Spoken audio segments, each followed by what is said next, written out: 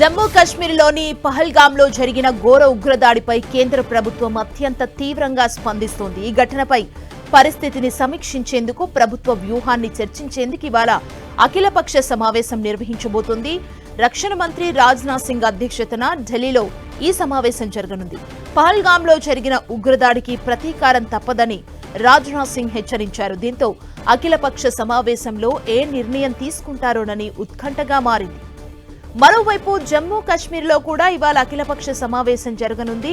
CM Omar Abdullah అధ్యక్షతన ఈ భేటీ జరగనుంది. పహల్గాంలో జరిగిన ఘోర ఉగ్రదాడిపై చర్చించనున్నారు.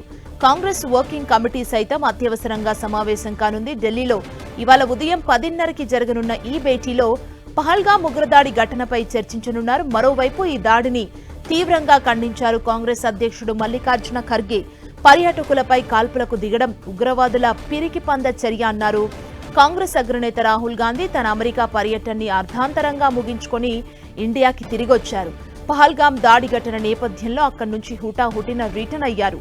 నిన్న అర్ధరాత్రి ఢిల్లీ చేరుకున్న రాహుల్ గాంధీ ఇవాళ జరగనున్న CWC సమావేశానికి హాజరు కానున్నారు.